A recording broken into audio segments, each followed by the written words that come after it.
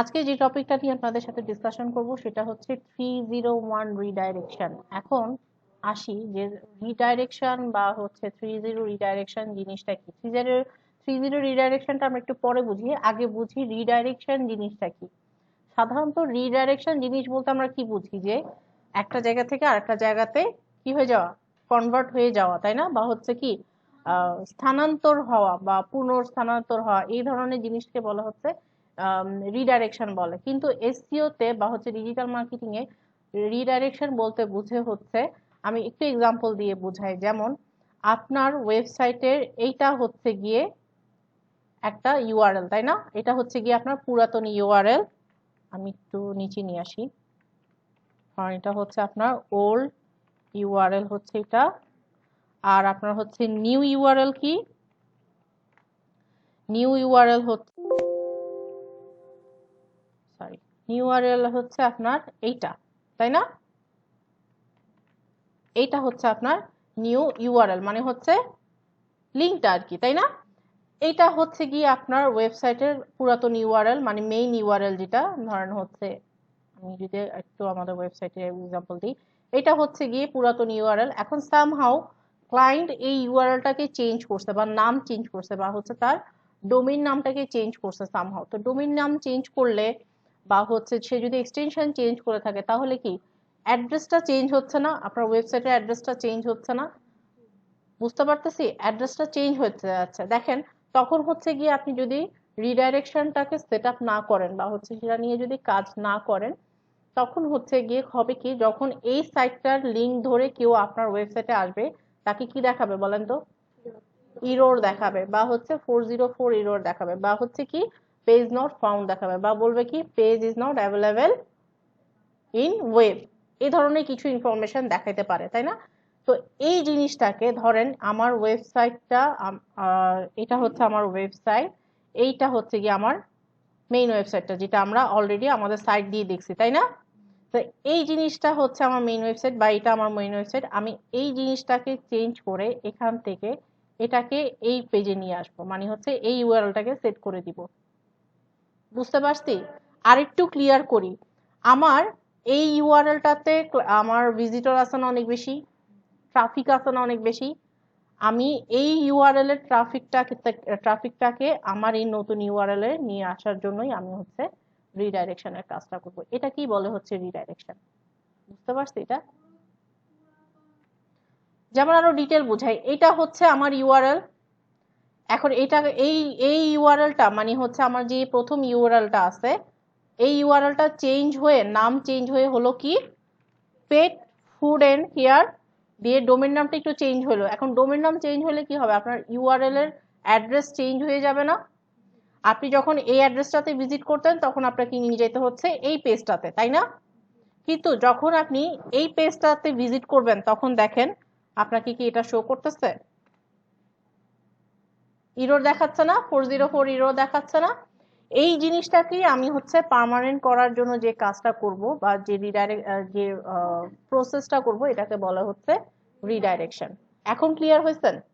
এই প্রসেসটাকে রিডাইরেকশন বলে। 2 নাম্বার হচ্ছে গিয়ে এটা করাতে আমার কি হবে, আমার অলরেডি যে এই ওয়েবসাইটে এই ইউআরএলটাতে যে আমার যে অলরেডি ট্রাফিক আছে, যে ভিজিটর আছে, ওই ভিজিটরটা কনভার্ট হয়ে আমার এই ইয়াতে চলে আসবে, এই ইউআরএলটাতে চলে আসবে। হ্যাঁ, আপডেটেড ইউআরএল এ চলে আসবে।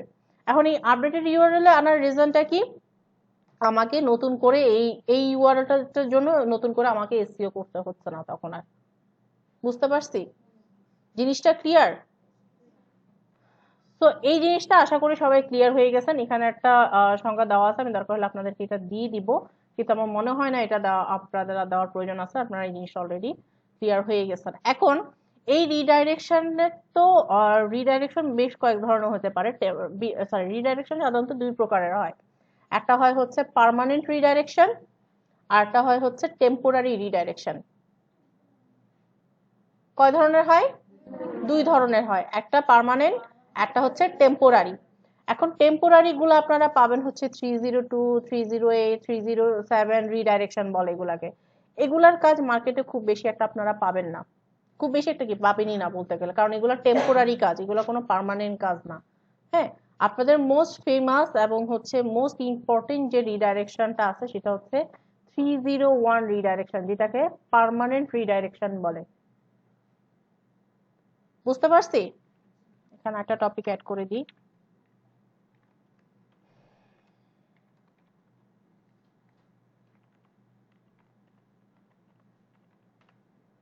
ওকে,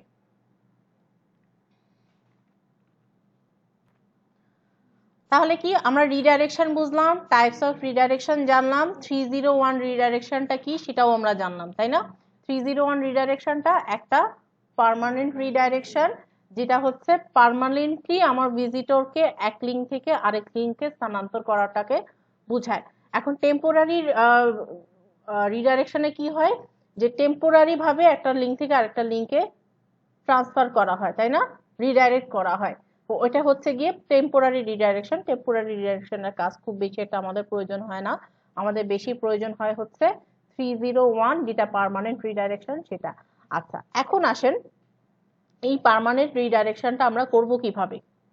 কোডিং করে করব? কোডিং করে একদমই করব না। দেখেন আমরা এই জিনিসটা কিভাবে করব, একটা প্লাগইন আছে, আমরা সেই প্লাগইনটাকে ইনস্টল করব।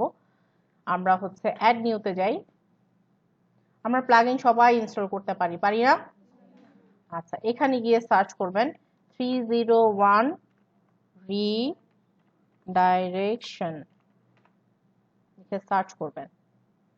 দেখেন আপনার কাছে 301 রিডাইরেক্টস ইজি রিডাইরেক্টস ম্যানেজার চলে আসছে, তাই না? তো এটাকে ইনস্টল করে দিই, ইনস্টল করে অ্যাক্টিভ করে দিই। দেখেন এটা অ্যাক্টিভ করার পরে এখানে কি মেনুতে কোনো চেঞ্জ দেখাচ্ছে? বাম পাশে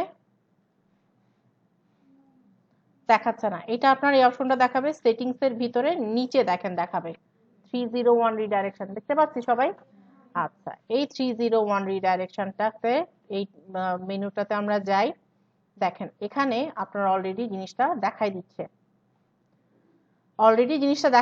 যে আপনার রিডাইরেকশন করবেন কোত্থেকে? প্রেজেন্ট ইউআরএল থেকে, তাই না? দেখেন আমি একটা স্যাম্পল দেখাই আপনাদেরকে, যদিও এটা এখন নিবে না কারণ আমার তো নাম চেঞ্জ করা হয়নি, তাই না? জাস্ট আমি আপনাদেরকে এক্সাম্পল দেখাই। এটা হচ্ছে আমার প্রেজেন্ট ইউআরএল, তাই না? এটা হচ্ছে আমার প্রেজেন্ট ইউআরএল।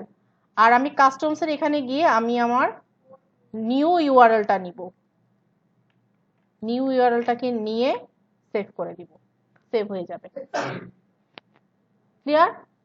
এটা এখন হবে না কারণ হচ্ছে আমি তো আর ইউআরএল চেঞ্জ করি নাই, তাই না? জাস্ট আমি আপনাদেরকে প্রসেসটা দেখাই দিলাম। এখানে আপনাদের ইনফরমেশন বলেই দেওয়া আছে কোত্থেকে কি করবেন। আপনার নতুন পুরাতন যে ইউআরএলটা আছে সেটা আপনি এখানে বসাবেন। ফ্রম মানে হচ্ছে পুরাতন ইউআরএলটা, টু মানে হচ্ছে আপনি পুরাতনটা থেকে নতুনটাতে নিয়ে যাচ্ছেন, দ্যাটস ইট, আর কিছু না।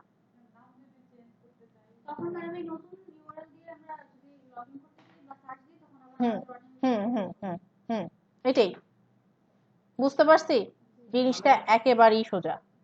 মানে এই নতুন ইউআরএলটা যখন আপনি সেট করবেন, সেট করলে হচ্ছে ধরেন আমার কিছু কিছু জায়গায়, ধরেন ব্যাকলিংকস এর কিছু জায়গায় আমার হচ্ছে আমার পুরাতন ইউআরএলটা সেট করা আছে, তাই না?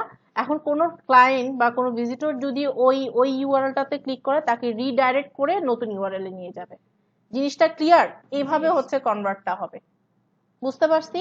এখন এটা যেহেতু দেখাইতে পারতেছি না, কাজ হচ্ছে এটা আমার তো চেঞ্জ করা হয়নি, তো এটা আর নিবেও না এখন। এটা গেল একটা জিনিস। দেখেন আমাদের কতক্ষণ লাগলো এটা শেষ করতে? 1 মিনিট লাগলো মাত্র এটা শেষ করতে। আর এই রিডাইরেকশন শোনার আগে আপনারা ভয় টয় পেয়ে একাকার হয়ে গেছেন। তো রিডাইরেকশন আমাদের শেষ। খুবই ছোট একটা টপিক, তাই না?